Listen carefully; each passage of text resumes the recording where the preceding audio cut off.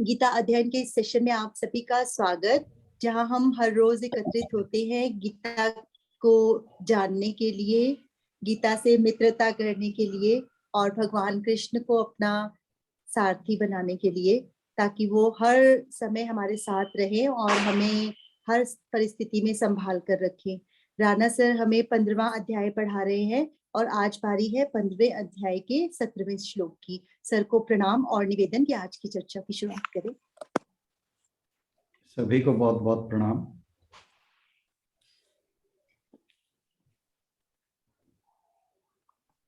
पिछले श्लोक में भगवान जी ने बताया था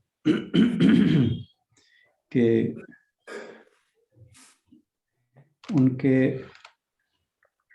उनका दो पुरुष के नाम से व्याख्या की थी उन्होंने, एक क्षर पुरुष, एक अक्षर पुरुष। यानी एक जो संसार है वह संसार में जो प्राणी हैं वे क्षर पुरुष हैं, जितने भी भूत आदि यानी भूत पदार्थ हैं वे सब क्षर हैं, और जो आत्मा है जीवात्मा वह अक्षर है। और ये दोनों ही जो क्षर और अक्षर हैं, ये क्षर पुरुष और अक्षर पुरुष दोनों ही भगवान के ही मैनिफेस्टेशन है, यानी उन्हीं की अभिव्यक्ति है, क्योंकि पूरा जगत जो है वो भगवान की ही अभिव्यक्ति है, मैनिफेस्टेशन है। और फिर अब जो 17वां श्लोक है, इसमें जो पिछली स्टेटमेंट है उससे आगे की बात बता रहे हैं। आशुष जी जरा 17वां श्लोक पढ़ दीजिए। हाँ जी सर। उत्तमः पुरुषस्त्वन्यः परमात्मेत्युदाहृतः यो लोकत्रयमाविश्य बिभर्त्यव्यय ईश्वरः। इन दोनों के अतिरिक्त एक परम पुरुष परमात्मा है जो साक्षात अविनाशी भगवान है और जो तीनों लोकों में प्रवेश करके उनका पालन कर रहा है। तो अब ये जो पहले दो पुरुष बताए थे भगवान जी ने, एक क्षर पुरुष और एक अक्षर पुरुष, तो भगवान जी बता रहे हैं इनसे अलग उत्तम पुरुष तन्वय तवन्य, उत्तम पुरुष तवन्य यानी ये जो दो पुरुष पहले बताए हैं उनसे भी उत्तम एक पुरुष है। परमात्मे युद्धाहृत यानी जिसे परमात्मा कहा जाता है।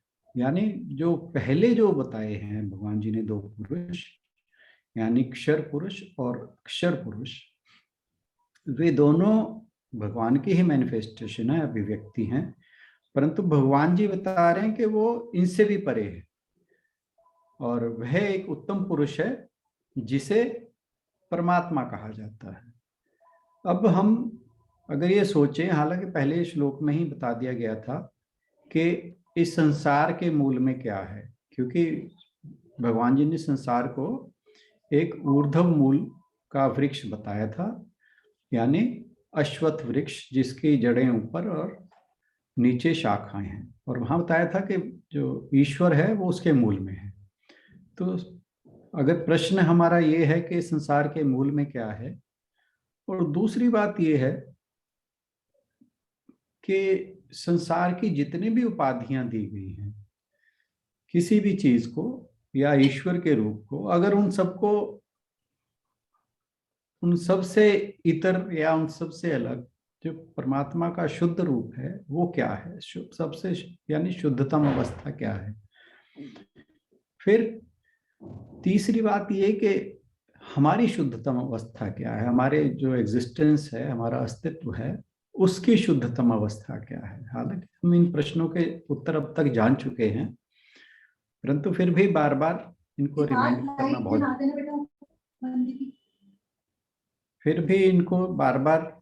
रिमाइंड करना याद करना जरूरी है क्योंकि हमें ये समझना चाहिए कि जो जगत दृश्यमान है, जो हमें दिखाई दे रहा है, वह वास्तविक नहीं है। क्योंकि जो जगत दिखाई देता है वह प्रकृति के गुणों के कारण दिखाई देता है, और ये सब माया का खेल है। माया हम जानते हैं त्रिगुणात्मक है, तो वो सत्व, रजस और तमस, इन 3 गुणों के प्रभाव में हमें संसार में अलग अलग तरह की चीजें दिखाई देती हैं, अलग अलग तरह से चीजें दिखाई देती हैं, और ये सब परिवर्तनशील है और इसके साथ साथ नाशवान भी है। क्योंकि जो यहाँ जो हमें दृश्यमान जगत दिखाई देता है उसमें चीजें बनती बिगड़ती रहती हैं, और प्रकृति या माया ये भी वास्तविक नहीं है।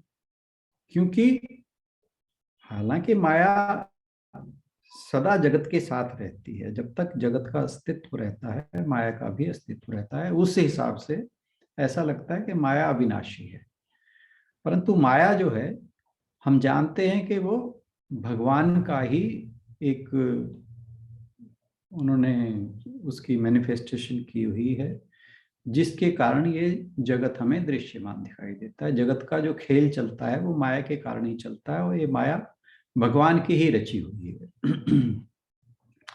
और हालांकि ये जब हम जगत की बात करते हैं उसकी अपेक्षा अविनाशी है, परंतु ये अविनाशी क्यों है? क्योंकि इसने हमारा जो अपना स्वरूप है उसे अज्ञान से आवृत कर रखा है, अज्ञान से ढक रखा है, जिसके कारण हमें यह जो दृश्यमान जगत है वो वास्तविक दिखाई देता है। इसके मूल में क्या है वह हमसे, हमारी दृष्टि में नहीं आता, दृष्टिगोचर नहीं होता, क्योंकि वह जो इस जगत का मूल है वह इंद्रियों की विषयों से परे है।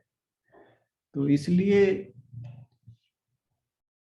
उस जो वास्तविक रूप है जगत का, जो मूल है, जो कारण स्वरूप है, वो हम जब तक संसार में उलझे रहते हैं, बंधनों में बंधे रहते हैं, तब तक उसको समझ आना, उसका तत्व, उसका सार तत्व, वो शाश्वत तत्व हमें समझ आना कठिन रहता है। और जो माया है, हालांकि इसे अविनाशी भी बताते हैं, परंतु ये अपेक्षाकृत अविनाशी है। क्योंकि जब मनुष्य में ज्ञान का उदय हो जाता है तो माया स्वयं नष्ट हो जाती है।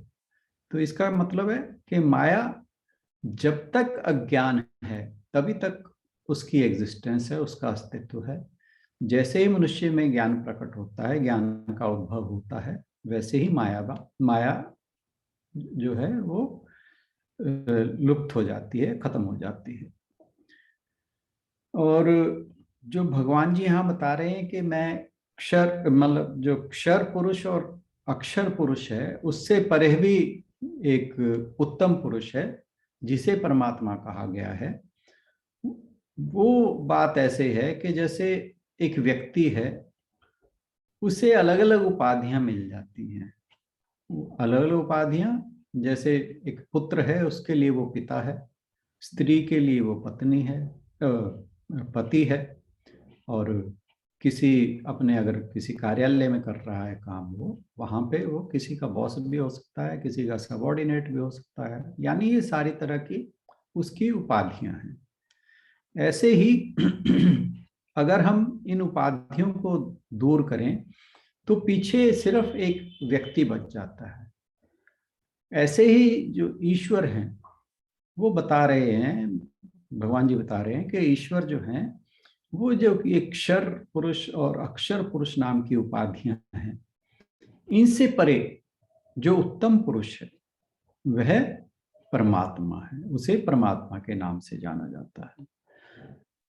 क्योंकि अगर हम अपनी, अगर मनुष्य की बात करें, मनुष्य की सारी उपाधियां हटा दें जो फिजिकल हैं यानी शारीरिक हैं, जैसे रिलेशंस के हिसाब से, या मानसिक उपाधियां हैं, तो अगर मानसिक उपाधियां हैं या सीमाएं हैं। मानसिक उपाधियां क्या हैं कि हम अपने आप को सीमित शरीर मानते हैं,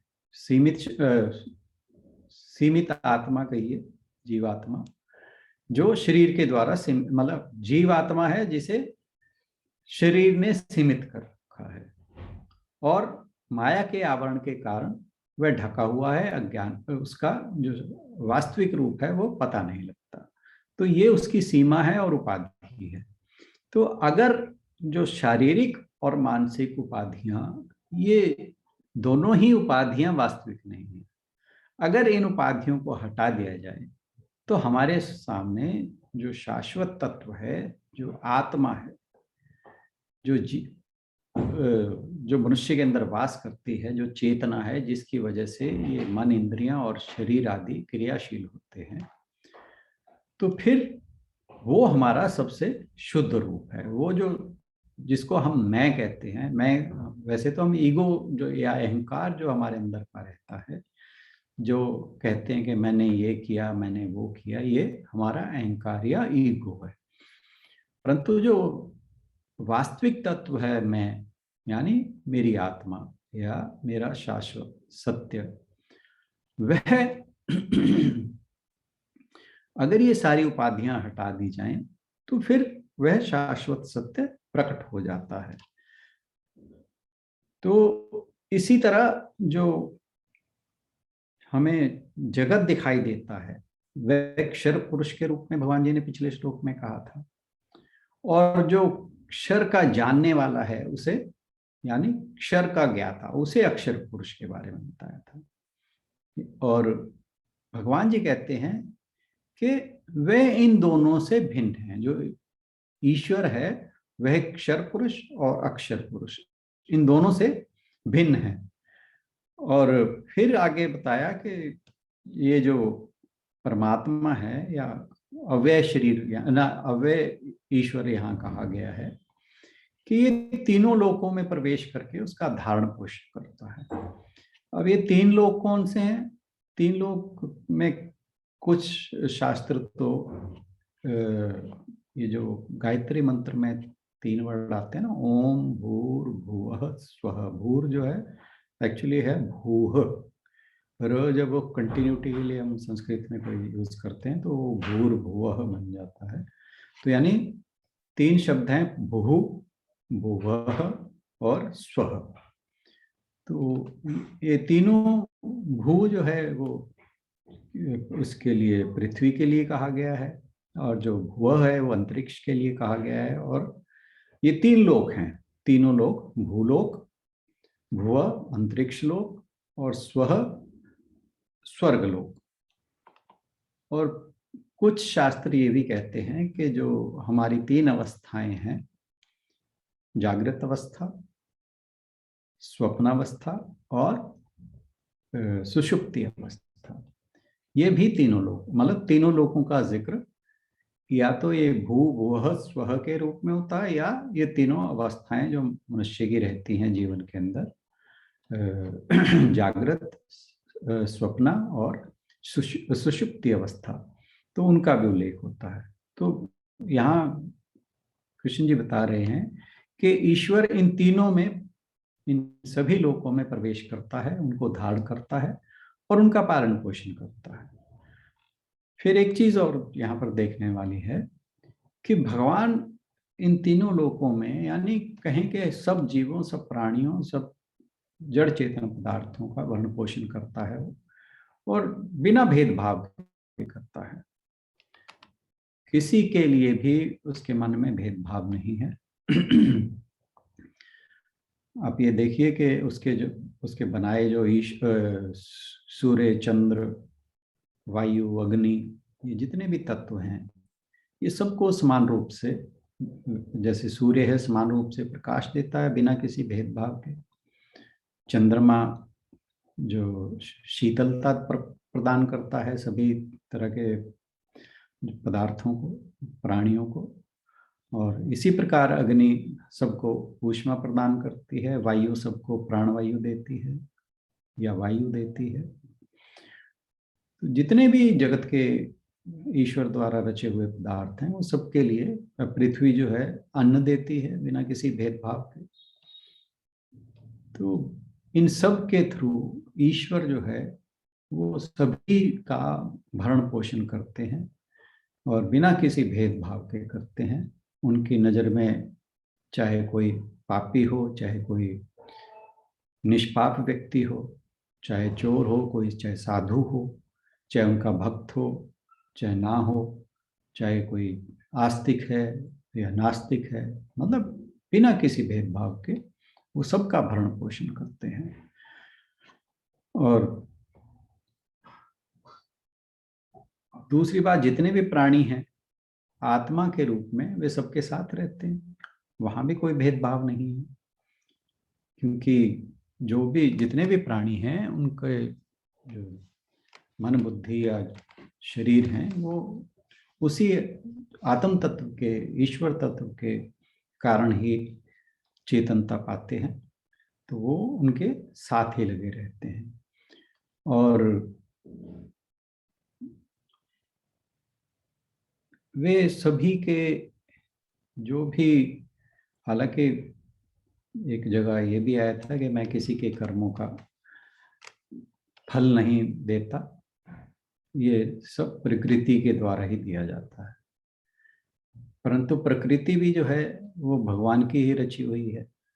तो कहीं ना कहीं किसी ना किसी रूप में जो भी हम कर्म करते हैं उनका कोई ना कोई जो है हिसाब रखता है। हालांकि भगवान जी ने कहा था मैं नहीं करता, ये प्रकृति करती है। नेचर के ऊपर भी बात करें अगर, तो जो भी शुभ अशुभ आदि कर्म हम करते हैं उनका लेखा जोखा होता है। उन शुभ कर्मों और अशुभ कर्मों के हिसाब से ही जो प्राणी जगत हैं उनको उनके हिसाब से फल मिलता है। क्योंकि जो भी जन्मों जन्मों के हमारे संस्कार हैं जो शुभ और अशुभ कर्मों के द्वारा बने हैं, उन्हीं संस्कारों का जो लेखा जोखा है उसी के हिसाब से प्रारब्ध का निर्माण होता है और उसी के हिसाब से आगे जो किए गए कर्म हैं वो फलित होते हैं। उसी के हिसाब से योनियां तय होती हैं, कौन कैसा क्या करता है। अब जैसे मान लो किसी को कुत्ते का शरीर मिल गया, किसी को बिल्ली का शरीर मिल गया। अब मान लो कुत्ता या बिल्ली कोई बनता है, तो वो एक कुत्ता या बिल्ली ऐसा है जो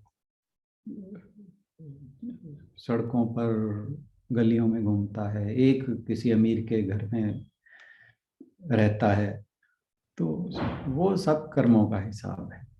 ऐसे ही मनुष्यों के साथ है, किसी को अच्छे माता पिता मिलते हैं, किसी को बुरे मिलते हैं, किसी को गरीब मिलते हैं, किसी को बहुत अमीर मिलते हैं। तो कोई संतों के घर में पैदा होता है, कोई पापियों के घर में पैदा होता है। तो ये सारा जो कर्म कार्मिक अकाउंट जैसे हम कहते हैं, कर्मों का लेखा, उसके हिसाब से ही तय होता है। परंतु ईश्वर स्वयं कोई भेदभाव नहीं करते, क्योंकि जो भी मनुष्य को मिल रहा है वो सारा उसके अपने किए गए शुभ और अशुभ कर्मों का फल है।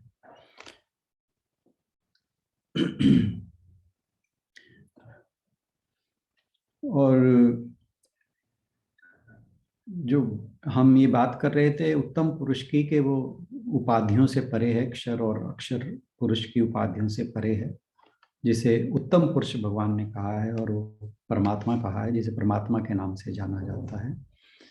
वे सभी में एक ही तरह से अभिव्यक्त होता है, परंतु जो अभिव्यक्ति है उसके अंदर, अब जैसे अभी बताया हमने, कोई जानवर बना, कोई मनुष्य बना, कोई मनुष्य बुद्धिमान बना, कोई मूढ़ बना, कोई अमीर के घर में पैदा हुआ, कोई गरीब में पैदा हुआ, इन सब में अभिव्यक्ति तो परमात्मा की ही है, परंतु वो सीमाएं जो हैं वो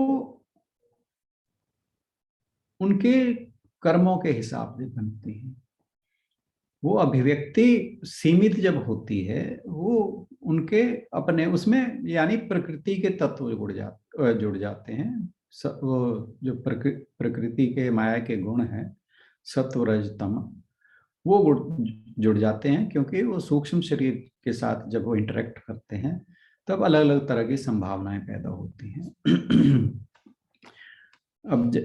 अब जैसे एक एग्जांपल आकाश की हम पहले भी ले चुके हैं, वो फिर एक बार रिपीट कर देते हैं ताकि बात और क्लियर हो जाए। कि जैसे घटाकाश, घटाकाश बोलते हैं हम किसी घड़े के अंदर का स्पेस। ऐसे ही बोलते हैं मठाकाश, मठाकाश यानी किसी कमरे आदि किसी घर आदि के बीच का स्पेस। और महाकाश जो विस्तृत स्पेस है, आकाश है। तो आकाश जो है जब वो घड़े में आ गया तो वो घटाकाश बन गया, किसी घर में आ गया तो मठाकाश बन गया, अदरवाइज वो महाकाश है। तो जब ये उपाधियां या सीमाएं खत्म हो जाती हैं तो वो सारा का सारा फिर महाकाश ही है। इसी प्रकार जो ईश्वर है जब वो उपाधियों या सीमाओं से अभिव्यक्त होता है तो जगत में अलग अलग तरीके से अलग अलग रूपों में अलग अलग स्वरूपों में अभिव्यक्त होता है।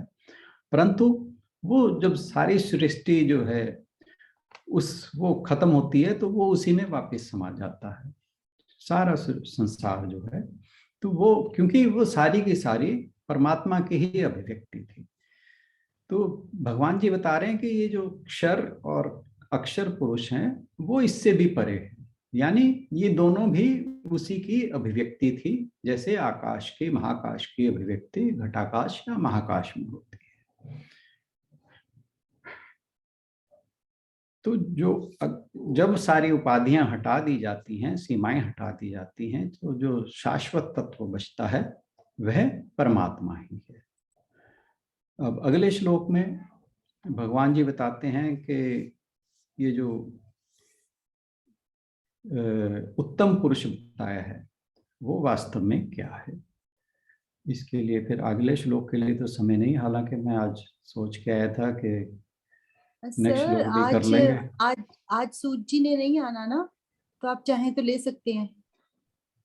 अच्छा, मैं तभी आपसे पूछ रहा था कितने हाँ कितने जी, हाँ बजे जी। ज्वाइन करना है। अच्छा, मेरे को ज्वाइन का तो आपको बता दिया, मेरे को बात का नहीं बताना ध्यान रहा। तो सूद सर ने नहीं आना है, तो आप चाहें तो ले सकते हैं। क्योंकि मैंने आपको कुछ मेरी सीमाएं हैं ना वो बता रखी हैं, फिर मैं ठीक वो ठीक। अपनी सीमाएं मैं अपने हिसाब किताब पूरे करके आता। खैर मैं ये श्लोक तो पूरा कर ही लेता हूँ जैसे से आपको ताकि कंफर्टेबल हो, जैसे आपको कंफर्टेबल हो वैसे ही, नहीं तो कल से कर लेंगे, जैसे नहीं आपको नहीं कंफर्टेबल। क्योंकि अब कल कार्तिक मास का अंतिम दिन है, मैं चाहूंगा कि हम इस पुरुषोत्तम योग की समाप्त। समापन भी कल ठीक। ही कर लें।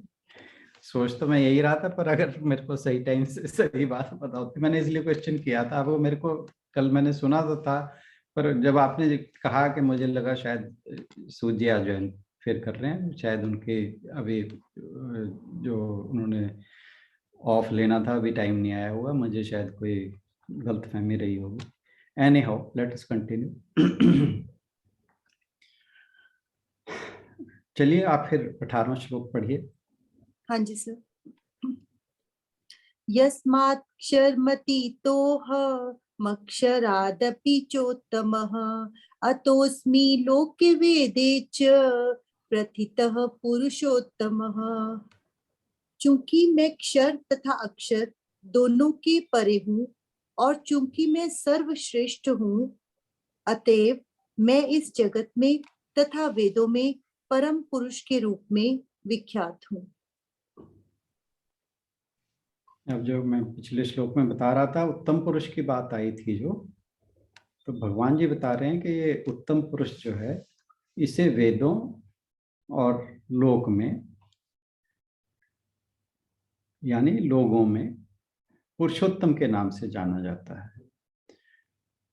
तो अब वहाँ यहाँ पर भगवान जी अपनी वास्तविक पहचान प्रकट करते हैं कि जो जिसे परमात्मा कहा है वो पुरुषोत्तम है। पिछले श्लोक में जिसे कहा था ना कि क्षर पुरुष और अक्षर पुरुष से परे जो उत्तम पुरुष है जिसे परमात्मा के नाम से जाना गया है।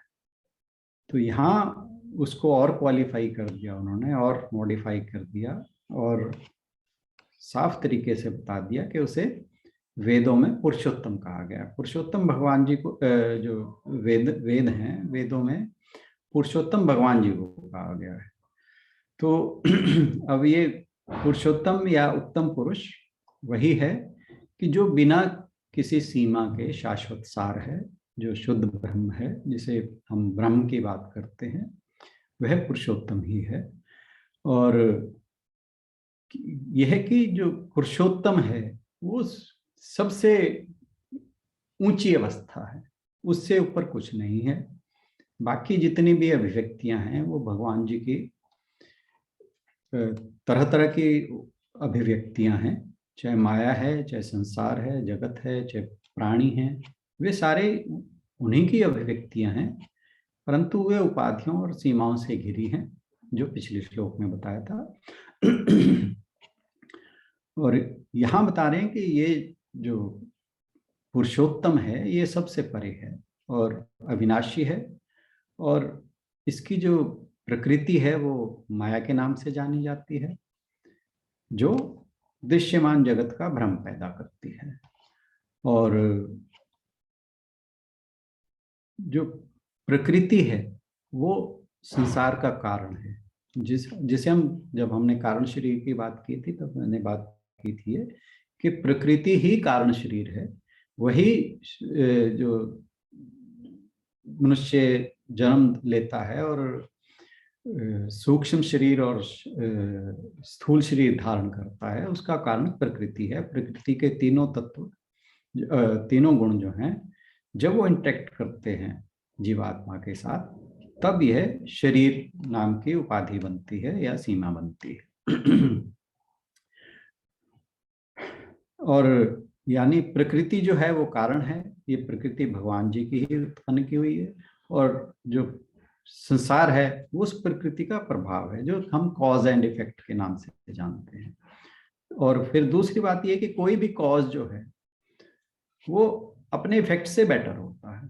तो प्रकृति और संसार, इसका कॉज जो है वो ईश्वर है, इसीलिए उन्हें पुरुषोत्तम कहा है। जैसे कि माता पिता हैं, किसी बच्चे के जन्म का कारण जो है उसके माता पिता हैं, तो माता पिता बच्चे से श्रेष्ठ हुए। और ऐसे ही पुरुषोत्तम है जो बाकी चीजों पे अभिव्यक्त होते हैं, तो वो हर माया, प्रकृति, जगत, जगत के हर पदार्थ उनके रूप में जब अभिव्यक्त होते हैं तो उन सबसे श्रेष्ठ हैं, इसलिए उन्हें पुरुषोत्तम कहा गया है। और दूसरी बात एक और है कि जब तक हम जो अविनाशी चीज है, यानी जिसमें परिवर्तन नहीं हो रहा है, जब तक उसको नहीं जानेंगे, तब तक जो चीजें परिवर्तित हो रही हैं उनका कारण नहीं जान पाएंगे। क्योंकि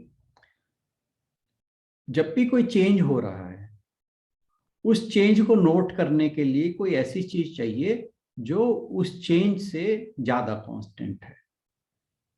आई होप कि मैं अपनी बात समझा पा रहा हूं कि जैसे किसी भी चीज में कोई परिवर्तन हो रहा है, तो परिवर्तन का मतलब है वो चीज बार बार बदल रही है। तो बदलना कैसे पता लगता है? क्योंकि कोई एक थर्ड ऑब्जर्वर है, तीसरी चीज है जो उस बदलाव की साक्षी है। तो वो जो बदलाव पैदा होगा या बदलाव महसूस होगा, वो कोई कांस्टेंट चीज है, उसकी ही प्रेजेंस में पता लगेगा कि सामने वाली चीज में बदलाव हो रहा है। तो यहाँ पर जो हमें बदलाव दिखता है, चाहे वो माया का हो, प्रकृति का हो, प्राणियों का हो, वह उसका सबका साक्षी कौन है या कारण कौन है? वो परमात्मा है। हम एक एग्जांपल ले सकते हैं इस मामले में। आपने कोई वीडियो देखे होंगे कई बार कि वो जैसे एक कली है, उसका फूल बनते हुए दिखाते हैं, वो पूरा ऐसे खुलता हुआ दिखा देते हैं कुछ ही सेकंड्स में। तो हालांकि जो कली का फूल बनना है वो धीरे धीरे कई दिन में जो है कली फूल बनती है, परंतु एक कैमरा रखा जाता है और कैमरा लगातार उस पर फोकस रखता है और वो जितने भी परिवर्तन हो रहे हैं उनको शूट करता है। ठीक है, तो यहाँ पर जो कांस्टेंट है वो कैमरा हो गया और जो परिवर्तन हो रहा है वो कली से फूल के अंदर उस पौधे में परिवर्तन हो रहा है। तो यानी जो मैं बात यहाँ पे कहना चाह रहा हूँ वो ये है कि किसी भी चेंज को ऑब्जर्व करने के लिए एक कांस्टेंट चीज का होना जरूरी है, वो चेंज तभी पता लगेगी। तो यहाँ पर जो हम प्रकृति, जगत, माया और प्राणियों की बात करते हैं या जितने भी भूतादि पदार्थ हैं उसमें सब प्राणी और जड़ जड़ और चेतन सभी पदार्थ आ जाते हैं, वो सब में जो भी चेंज हो रहा है वो उस अविनाशी ब्रह्म के प्रेजेंस में ही हो रहा है और वही उसका कारण भी है।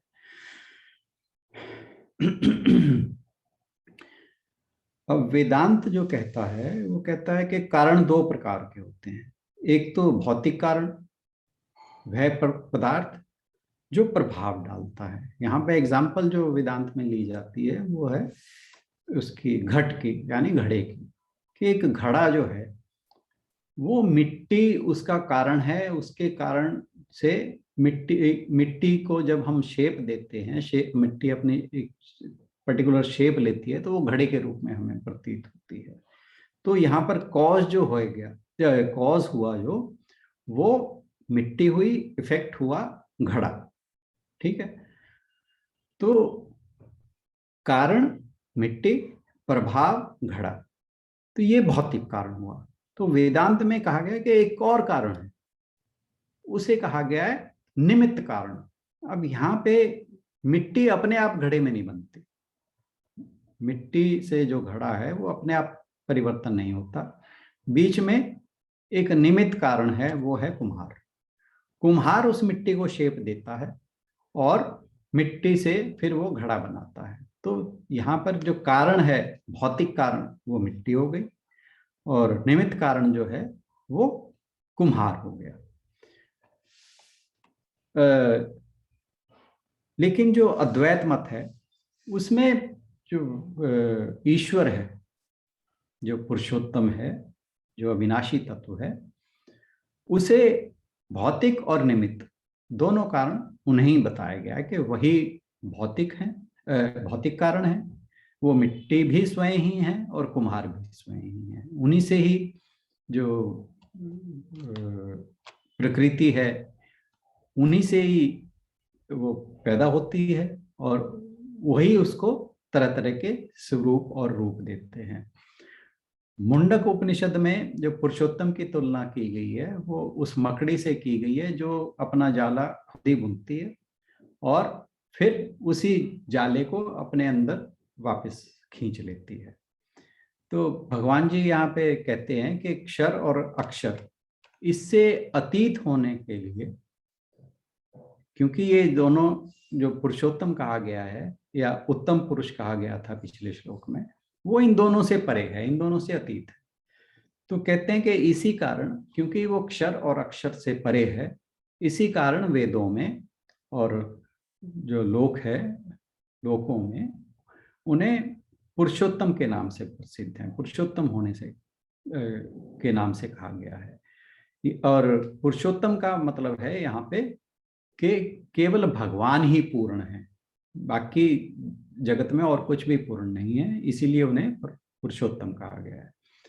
फिर परमात्मा को के ज्ञान को अभी तक जो परमात्मा कृष्ण जी ने बताया कि परमात्मा के बारे में, परमात्मा का तत्व क्या है, इस परमात्मा के बारे में ज्ञान अर्जुन को जो दिया है, और फिर अगले श्लोक में बताते हैं कि उस ज्ञान को प्राप्त करने के बाद क्या होता है। आज के लिए इतना ही।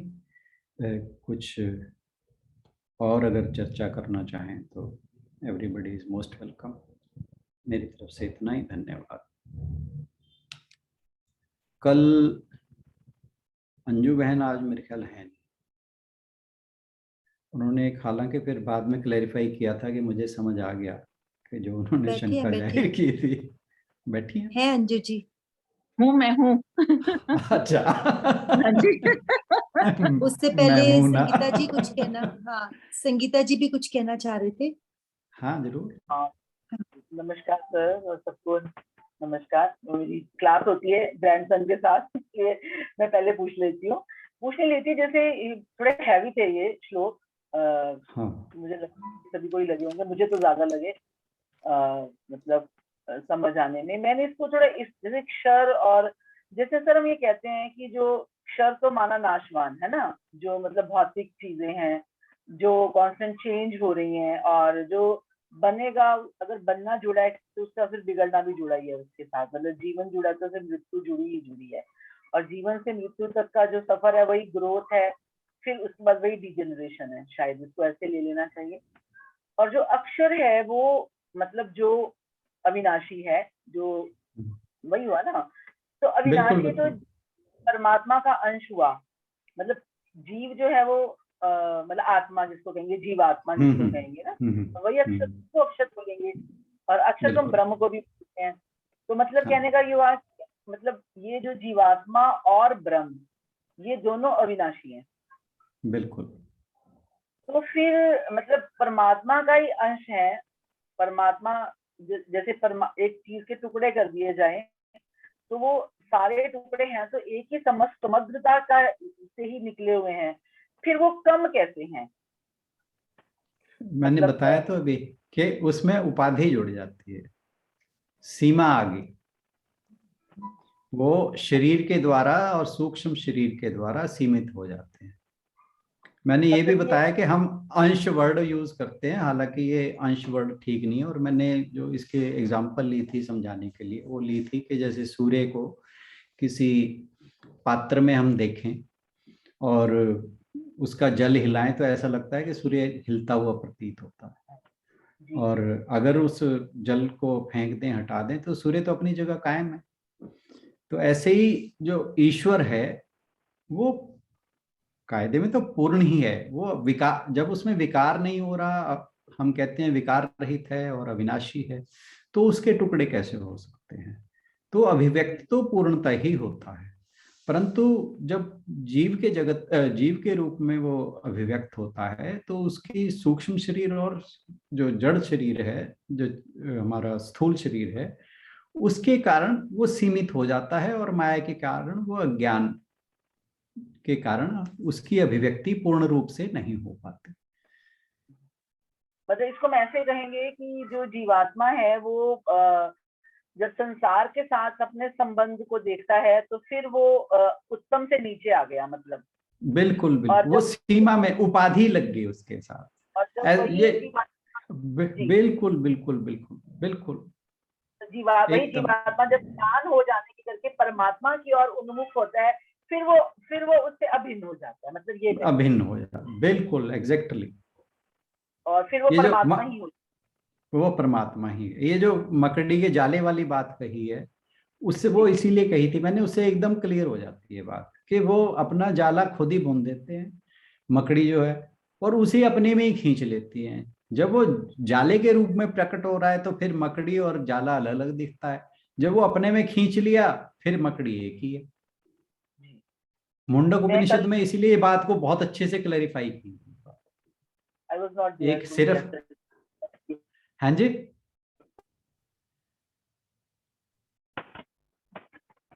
आपके नेट थोड़ा सा क्लियर नहीं था, आवाज समझ नहीं आया।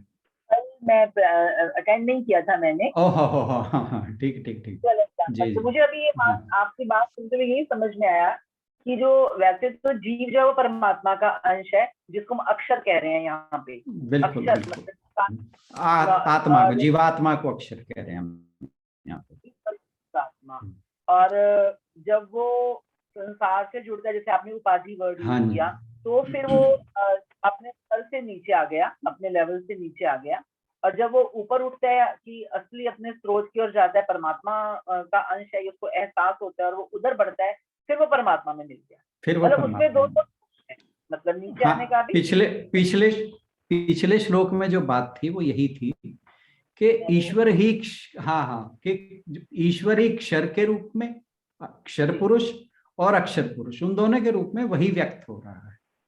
अच्छा, मैंने नहीं सुना, इसलिए मैं सही डायरेक्शन में चल रही हूँ, हाँ मतलब हाँ समझ। बिल्कुल बिल्कुल। तो इसका ना सुना हो सर, पढ़ूंगी उसको, लेकिन हाँ जी, आज के से मुझे यही समझ में आया। हाँ नहीं वो था तो कंटिन्यूएशन में बात वही चल रही थी, और वो जो आपने मिस भी किया उससे भी कुछ खास मिस नहीं हुआ, पढ़ोगे तो और ज्यादा क्लियर हो जाएगा। सर इससे हम समुद्र और उसकी बूंदों से भी कंपेयर कर सकते हैं है ना, कि हाँ, जैसे कोई भी समुद्र की कोई बूंदें हैं वही, उसी का अंश है, बिल्कुल लेकिन बिल्कुल अपना पार्ट, अस्तित्व नहीं है, पर जब वो समुद्र में मिल जाएंगी तो फिर वो समुद्र ही कहलाएंगी। बिल्कुल बूंदों के बजाय हम वेव्स का, जैसे उसमें क्या नाम है, योग वशिष्ठ है उसमें, ये जो क्या लहरें हैं ना, तरंगे, उनका ज्यादा वो लेते हैं उदाहरण ना, कि जब समुद्र की जो लहरें हैं या तरंगे हैं वो अपने आप में अलग अलग प्रतीत होती हैं, परंतु है वो पानी की, उसी जो समुद्र का विशाल समुद्र है उसी की मैनिफेस्टेशन है। तो अगर अलग अलग उपाधि से देखे तो कोई लहर बड़ी है, कोई छोटी है, कोई सुनामी के रूप में भी आ जाती है, तो हर एक का अपना अपना अलग अलग देखें तो अलग अलग तरह का अस्तित्व है, परंतु अगर मूलभूत सार की तरफ देखें तो वो समुद्र ही सबका कारण है, तो वो अभिव्यक्ति का फर्क है सब में। कोई और इन श्लोकों के बारे में कहना चाहें तो जरूर अपनी बात रखें, फिर अंजू दीदी के प्रश्न की ओर चलते हैं, नहीं तो। सर हम जब सर्वव्यापक हरि को देख रहे हैं तो इसका मतलब हम ब्रह्म में मिल गए। बिल्कुल बिल्कुल, सर्वव्यापक हरि देख रहे हैं जी जब हम जी। जब हम उपाधियां खत्म कर देते हैं, मैं जो अभी तक वर्ड यूज कर रहा था कि जहां उपाधि को हमने खत्म कर दिया बस फिर और कुछ बचता ही नहीं है, फिर तो ईश्वर ही बचता है या ब्रह्म ही बचता है, और फिर उसके अलावा कुछ है ही नहीं। ये जो उपाधियां हैं यही हमें डिफरेंशिएट करती हैं, ये हमें एक दूसरे से अलग बनाती हैं। कहीं हम फिर जब उपाधि आ जाती है तो कोई हिंदू हो जाता है, कोई मुस्लिम हो जाता है, कोई सिख हो जाता है, कोई गरीब हो जाता है, कोई अमीर हो जाता है, कोई मित्र हो जाता है, कोई दुश्मन हो जाता है, कोई माता हो जाती है, कोई पिता हो जाता है। तो ये सारी उपाधियां हैं। जब उपाधि हट गई फिर वो ईश्वरी हरेक में प्रकट हो रहा है, हरेक के रूप, एक ईश्वरी सबके रूप में प्रकट हो रहा है। जो हमें दृश्यमान जगत दिखाई देता है वो माया के गुणों के कारण दिखता है, वो माया के गुण जो हैं उसके कारण दिखता है, और जो अलग अलग तरह के हम रूप देखते हैं वो उसके अंदर जो कर्म प्रभाव है उसकी वजह से अलग अलग तरह के हम चीजें देखते हैं। कोई अमीर आ रहा है कोई जगत में, कोई गरीब आ रहा है, कि कोई गरीब के घर पैदा होता है, कोई अमीर के घर पैदा होता है, कोई साधु के घर पैदा होता है, कोई शैतान के घर पैदा होता है। तो ये फिर जैसे ही वो वो कहा ना भगवान जी, एक से जब अनेक के रूप में आते हैं तो वो अनेक के साथ फिर उपाधियां जुड़ जाती हैं अलग अलग तरह। अदरवाइज सब कुछ ब्रह्म ही है और कुछ है ही नहीं। दृष्टि की बात हुई ना, हम दृष्टि हमारी गलत है ना, हम दृष्टि से देख नहीं रहे उनको पर ब्रह्म की तरह। बिल्कुल जी, सारा खेली दृष्टि का है। हमारी दृष्टि सही हो जाए तो फिर तो कुछ और उसके अलावा कुछ है ही नहीं। हाँ जी, किसी और का कोई प्रश्न हो या कुछ कहना चाहें इन श्लोकों के बारे में, जो भी किसी को समझ में आया हो, शायद दूसरों के लिए आसान हो जाए उसे समझना। जैसे कि संगीता जी ने कहा कि कुछ कठिन लगे श्लोक, उन्हें वो थोड़े से जो कल के मिस हुआ उससे शायद लगा हो। जी बातें तो वैसे बड़ी सिंपल ही थी सारी। ठीक है, फिर अगले श्लोक की ओर सर का ज्यादा समय ना लेते हुए अंजू दीदी के प्रश्न की ओर बढ़ते हैं। त्यागी जी कुछ कहना चाह रहे हैं? ये मैं कह रहा था, मैंने कहा जो ब्रह्म है, ईश्वर है, वो तो जन्मते नहीं ना मरते, वो तो पैदा ही नहीं होते, तो मरने का सवाल ही नहीं उनका, वो दुनिया में आते ही नहीं। ब्रह्म तो ब्रह्म ही है, वो हो गया क्लियर कि ईश्वर कभी जन्मता नहीं, अजन्मा है। परंतु इसीलिए तो उपाधि की है, अविनाशी और विकार रहित, इसीलिए उन्हें कहा जाता है, इसीलिए तो उन्हें पुरुषोत्तम कहा गया। हाँ जी जी, ये जो अभी उपाधि की जो बात आ रही है ना सर, उपाधि, तो ये तो जो महापुरुष हुए हैं, जैसे उनको हमने भगवान की उपाधि दे दी और किसी ने बिल्कुल अपने बिल्कुल नाम दे दिया, लेकिन वो हाँ तो जी। शरीर धारण करके आए तो उनको तो जाना है। ईश्वर तो वो नहीं हो सकते, ब्रह्म तो एक अलग ही चीज हुई बिल्कुल जिसका नहीं, केवल एहसास कर रहे हैं सब जगह शरीर ब्रह्म में। ब्रह्म अलग चीज नहीं है, हम ही ब्रह्म हैं। जब हम अपनी उपाधियों से हाँ अलग हाँ हो जाते हैं तो जी जी, फिर हम कुछ नहीं है, फिर ब्रह्म है। हाँ बस यही जब कह तक, सकते। हाँ, जब तक ये अज्ञान है हमारे अंदर कि मैं ये हूँ, मैं वो हूँ, कोई अपने आप को कुछ कहता है, कोई कुछ कहता है, तो जब तक ये अहम का भाव है तब तक हम उपाधियों से ग्रस्त हैं और इस सीमाओं से ग्रस्त हैं।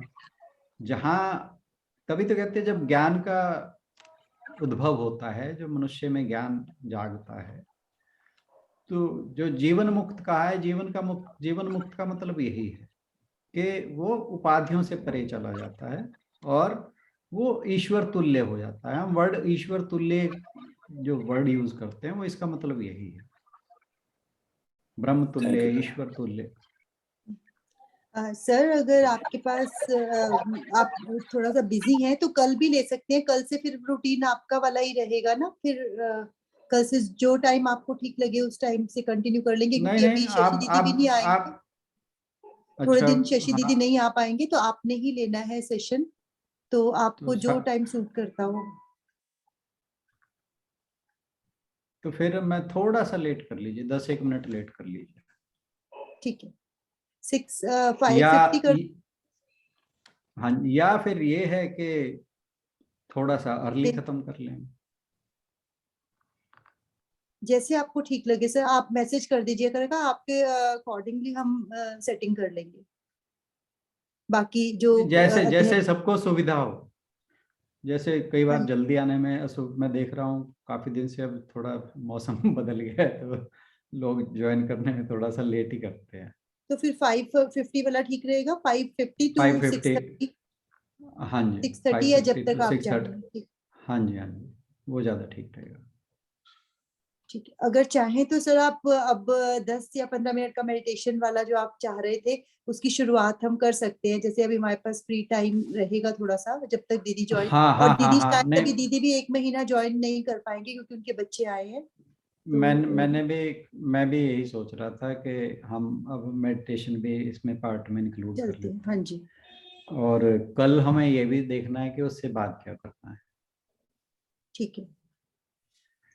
तो मैं एक प्रपोजल रखूंगा, चाहे तो कल कहो तो कल रख लेंगे, कहो तो आज कहें, हाँ जी। कि जिस तरह की शंकाएं मैं पिछले कुछ दिनों से सबके मन में देख रहा हूँ, तो मैं ये समझता हूँ कि जैसे वो क्रिकेट में कहा जाता है ना कि एक कोई बॉलर या बैट्समैन जब आउट ऑफ फॉर्म हो जाता है तो कोच उसे कहता है कि let us go back to the basics. आपने ये बात सुनी होगी जो क्रिकेट में थोड़ा बहुत इंटरेस्ट रखते हैं। तो अब गीता में बेसिक्स क्या है? Second chapter. अगर आपको सेकंड चैप्टर, क्योंकि अब हम सेकंड चैप्टर पे जाएं तो हमें फिर बहुत चीज़ें क्लियर हो जाएंगी। हमारे मन में जो काफ़ी सारे प्रश्न रह रहे हैं वो शायद फिर उनके आंसर दोबारा मिल जाए हमें। क्योंकि जैसे संगीता बहन जी ने कल मैसेज डाला हुआ था कि गीता 1 2 3 बार पढ़ने से समझ नहीं आती, वो जितनी बार उसको पढ़ें। तो मैं ये मानता हूँ कि सेकंड चैप्टर जो है वो सबसे इम्पोर्टेंट, और ये कहें कि गीता का जो वास्तविक तत्व है वो सारा सेकंड चैप्टर में भगवान जी ने बताया। फिर तो ये थी कि जो अर्जुन के मन में शंकाएं उठती रही, वो उन शंकाओं का जवाब 18वें अध्याय तक देते रहे। परंतु जो वास्तविक तत्व है, मूल तत्व है, वो भगवान जी ने सेकंड चैप्टर में बता दिया है। तो हम अब काफ़ी चैप्टर कर चुके हैं। सूजी ने काफ़ी करा दिए हैं, कुछ मैंने भी किए हैं, शशि बहन जी ने काफ़ी करा दिए हैं। तो मेरी प्रपोजल है, बाकी जैसी सभी की इच्छा उसके हिसाब से चलेंगे। देख लीजिए, ठीक है सर। कोई कुछ कहना चाहे इस बात पे। हाँ। वैसे तो मैं हाँ सोच जी। रहा था कल बात करेंगे, पर अब बात छेड़ ही ली है तो देख नहीं, लें। आज सोच लेंगे ना, कल फाइनल कर देंगे। हाँ, अपने अपने व्यूज देख लें। अगर हाँ। आप मेरी बात से सहमत हो तो हम सेकंड चैप्टर करेंगे, अन्यथा जो कहेंगे वो होगा। हाँ जी। कोई कुछ कहना चाहे तो देख लीजिए। जी सर, ओम और ब्रह्म में क्या फर्क, ये क्या? ओम ब्रह्म की अभिव्यक्ति है, एक प्रतीक है जिससे ब्रह्म को हम समझ सकते हैं। ये कहा जाता है कि अगर आपने ओम को जान लिया तो आपने ब्रह्म को जान लिया, क्योंकि मुंडक उपनिषद नहीं, मांडुक्य उपनिषद ये कहता है कि ओम जो है वो हमारी सभी अवस्थाओं का प्रतीक है। जागृत अवस्था, स्वप्नावस्था, सुषुप्ति अवस्था और तुर्य अवस्था। जो ओम को जान लेता है इसका मतलब है कि उसने ब्रह्म को जान लिया।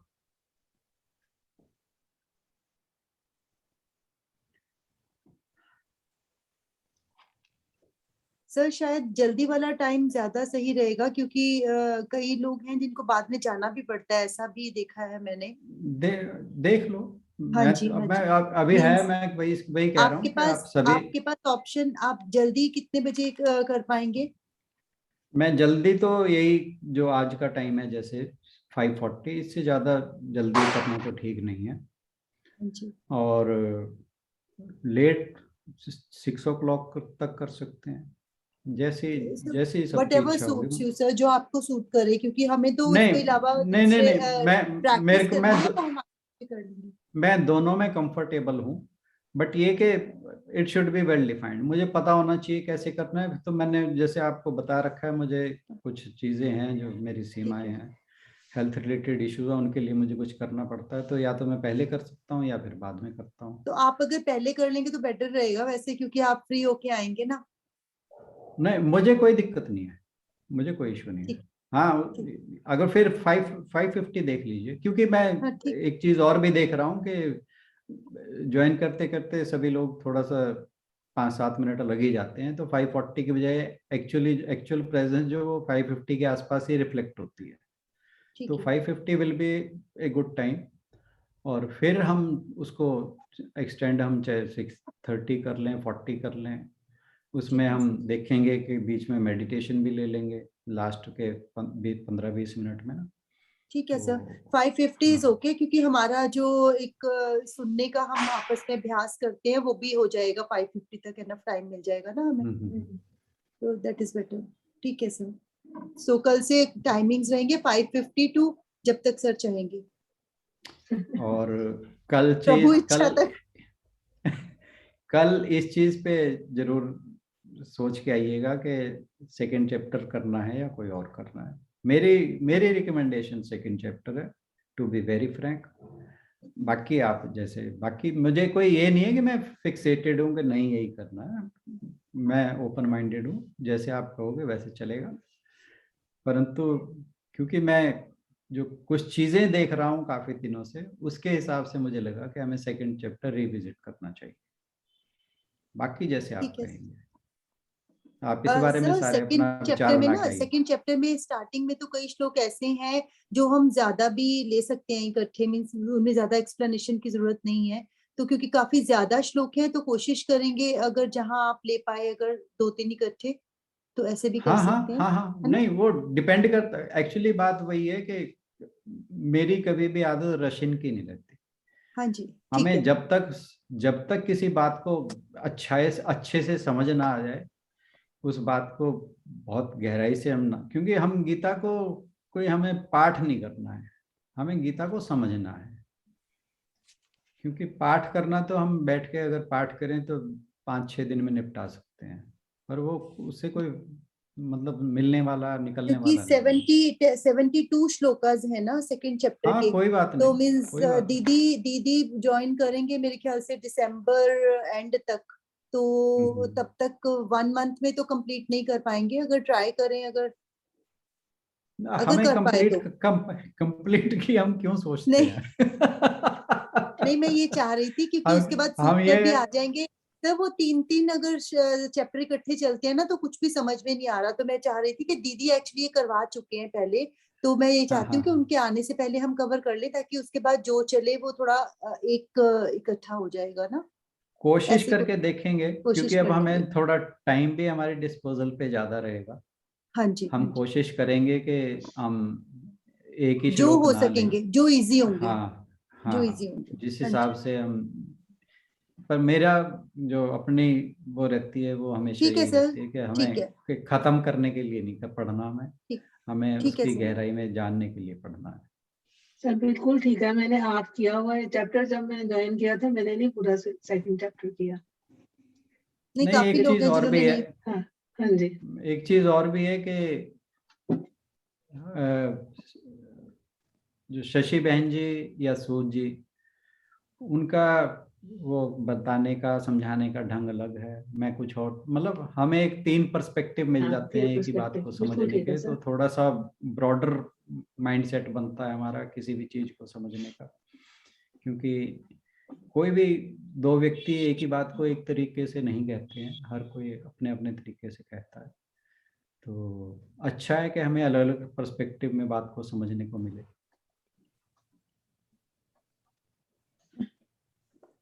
आज समापन की ओर बढ़ते हैं सर, काफी टाइम ले लिया हमने आपका। नहीं नहीं, कोई बात नहीं। एक्चुअली आपने लिखा था ना at what time the session will begin, तो मैंने सिर्फ आपको 5:40 लिख के भेज दिया, मेरे को बाद का तो ध्यान ही नहीं रहा। मुझे थोड़ा सा इंक्लिंग थी इस बात की हाँ। कि शायद आज सूजी नहीं ज्वाइन हाँ करेंगे, तो जी, मैंने इसलिए आपसे, मैंने कहा शायद कोई तो आपने सॉरी चेंज सर। किया हो। हाँ, नहीं नहीं नहीं, नहीं इट्स नहीं, ओके। चल। ब्रह्मार्पणं ब्रह्मविर्ब्रह्माग्नौ ब्रह्मणाहुतं ब्रह्मैव तेन गंतव्यम ब्रह्म कर्म समाधिना। जिस यज्ञ में अर्पण अर्थात स्रुवा आदि भी ब्रह्म है और हवन किए जाने योग्य द्रव्य भी ब्रह्म है, तथा ब्रह्म रूप कर्ता के द्वारा ब्रह्म रूप अग्नि में आहुति देना रूप क्रिया भी ब्रह्म है, उस ब्रह्म कर्म में स्थित रहने वाले योगी द्वारा प्राप्त किए जाने योग्य फल भी ब्रह्म ही है। हरिओम तत्सत। बहुत सार्थक रही आज की चर्चा। आप सभी के सहयोग के लिए धन्यवाद। अभी हमारे पास 1-2 दिन डिस्कशन में भी निकल जाएंगे, तो सब लोग सोच लें, जैसा सबका विचार होगा उसी तरह से हम फिर नेक्स्ट बिल्कुल, स्टार्ट करेंगे। कोई इसमें, मैंने पहले कहा कि मैं फिक्सेटेड नहीं हूँ इस बात के लिए। I am open to everything, जैसे जैसे जब सबकी इच्छा होगी तो। हाँ, मेरे मेरे मेरी इच्छा है कि सेकंड करते हैं तो बेटर रहेगा, सबके लिए बेटर रहेगा। बिल्कुल ठीक है। उससे बहुत से प्रश्नों के जवाब मिल जाएंगे जो अभी तक उठ रहे हैं मन में, क्योंकि अभी हमें काफी कुछ आगे जान चुके हैं, तो वो उस कंटेक्स्ट में भी हमें बातें बाद की समझ आएंगी, क्योंकि गीता पर सर में। मेडिटेशन का हाँ टाइम हाँ जरूर रख लेना बाद में। हाँ हाँ हाँ, कहीं सारा टाइम दैट्स डिस्कशन में नहीं। वो मैं पहले ही सोच के बैठा हूँ कि हमें मेडिटेशन का टाइम मिल जाएगा, और हो सकता है फिर अगर 10-15 दिन, जितने भी दिन सूजी नहीं है, हाँ जी, तो जितने दिन अगर लगातार कर पाएंगे हम, तो हो सकता है बहुत हम में से अच्छा। कुछ की रोज की प्रैक्टिस बन जाए। आदत बन जाए। हाँ जी, हाँ, क्योंकि अच्छी चलिए। आदतें बनने में टाइम लगता है, छूटने में नहीं लगता। यस। ये इसी बात पर मानव हंसे। स्वभाव है।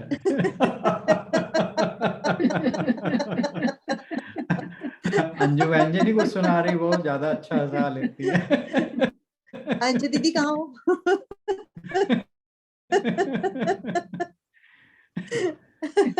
मैं यही हूँ भाई, यही हूँ। हाँ जी, कहाँ है आपके संता बनता? संता बंदा नॉट ये भी सही है। चलो कल से संता बनता लेके आती हूँ, अगर बत्रा जी नहीं आती तो। ठीक है।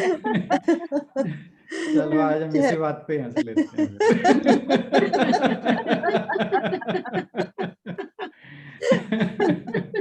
ठीक है, ठीक है, चलिए, धन्यवाद सभी को, बहुत ओके बहुत जी। प्रणाम। सभी का धन्यवाद। बहुत बहुत प्रणाम। बहुत बहुत धन्यवाद सर आपका। Thank you. मैं भी यही सोच रही थी कि जो सेकंड चैप्टर की आप बात कर रहे हैं वो ठीक कर रहे हैं। वो मुझे ऐसे लग रहा था कि बार बार पढ़ने से नई नई बातें खुद ही समझ में आती हैं, बिल्कुल आती और है, जब हम सारे 100% लोग इकट्ठे पढ़ेंगे तब तो जरूर आएंगी और भी अच्छी। बिल्कुल। बिल्कुल। और बेसिक गीता का वही है। अगर हमें सेकंड चैप्टर समझ आ गया ना, क्योंकि बाकी सारी एक्सटेंशन है उस चैप्टर की जी। हर जगह, क्योंकि उसमें सारे योग इकट्ठे बता दिए भगवान जी ने। फिर तो संशय मिटने वाली बातें हैं। अब हमारे काफी चीजें हम पढ़ चुके हैं, मेरा मतलब ये था कि कुछ चैप्टर्स को छोड़ दें तो हम सारे थोड़ा थोड़ा बहुत कुछ जान चुके हैं। और जब हम अब सेकंड चैप्टर को दोबारा पढ़ेंगे ना, तो हमारी आंखें काफी खुलनी चाहिए मेरे हिसाब से। हाँ, मेरे हिसाब से। अब ध्यान से पढ़ेंगे ना सर, पहले तो अब समझ ही ध्यान नहीं से आ रहा, और पढ़ेंगे। ऊपर से ही जा रहा पहले है। तो पहले सुना था, अब समझेंगे हैं। बिल्कुल बिल्कुल बिल्कुल। ठीक। I will try my best. ठीक है, thank you sir. Thank you sir. Thank you. सभी को प्रणाम। प्रणाम।